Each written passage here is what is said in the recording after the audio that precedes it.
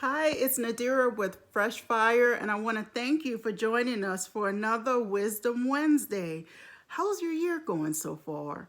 I hope that it's everything that you had hoped for. I hope that we have set goals for ourselves, and we're in the process of walking towards achieving those goals. I pray it has been blessed for you so far. But I want to ask you, is there something that God has asked you to do and you're on the fence about it and you really just don't feel like doing it? Sometimes there are things that God instructs us to do and we just don't feel like it. Let's be honest. We don't feel like it. Sometimes we think we have a better idea. Sometimes we think God is wrong. Sometimes there are things, hard things, and sometimes easy things that God instructs us to do that we just don't feel like it. Maybe it's loving on someone who reeks of hate and disdain.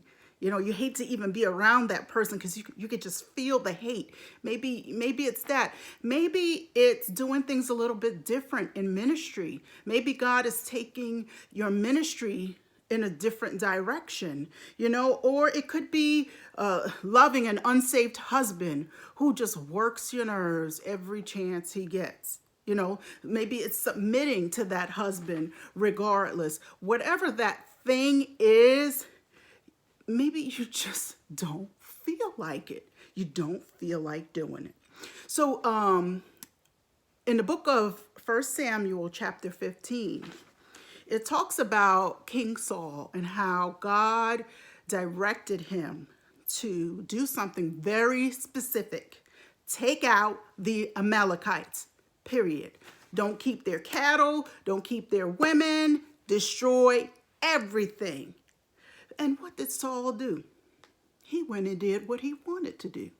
He did halfway obedience. Like, I'll do this part of it, God, but not that part. Or I'll do some of it, but I'm not going to do all you're telling me to do, for whatever reason. So he went there and he spared their king. And they kept the goats and the sheeps. And, why do we do things like that? As if God doesn't know. God's going to find, you can't hide anything from God, right? And so that's what he did. And the prophet Samuel came and gave a message to Saul, and he let him know, because of your disobedience, you will not remain king over Israel because God will raise up another. And he said, better than you. Can you imagine that hurts? And Saul was remorseful, but that's besides the point. God had made up his mind. And the prophet Samuel told Saul, God is not a man that, will change his mind. And so Saul had to live with that. He made a bad choice.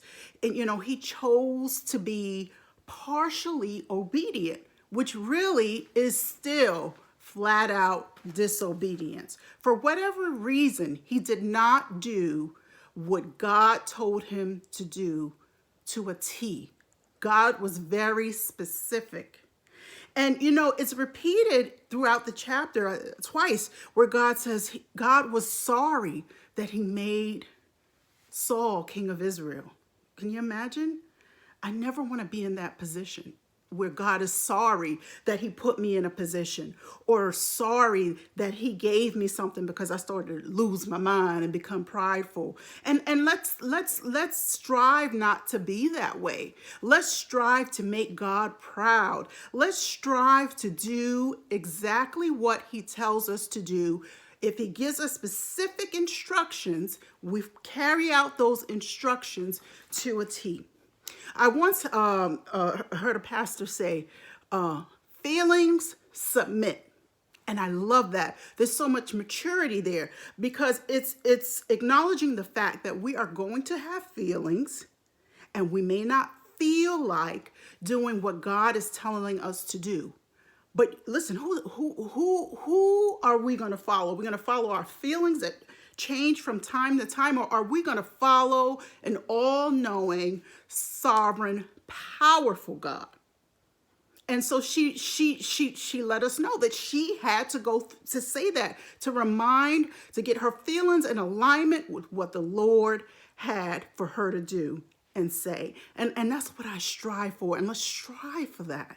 You know, whatever that thing is, if there's something that God has instructed you to do, and you may be on the fence about it, or you feel like, okay, this sounds crazy, Lord. This sounds a little crazy.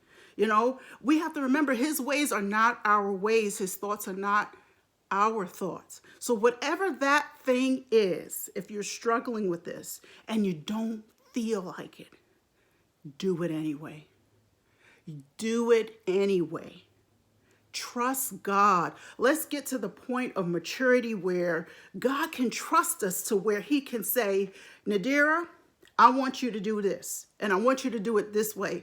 And Nadira does it, and she does it the way God tells her to. She doesn't have a better idea. She doesn't do it halfway. She does it in obedience exactly how he wants her to do it. That's my goal, and that's my heart. And so I hope this has blessed you. I mean, this can be a whole sermon, like a series, actually. But I encourage you to read 1 Samuel chapter 15 and pay attention to Saul's response. Pay attention to what he did. Pay attention to how focused Prophet Samuel was. He was not playing. He was going to do what God told him to do. Pay attention to those things. And let's do what God instructs us to do regardless. We love you and we are praying for you at Fresh Fire. Please join us next week. We have a good day. Bye-bye.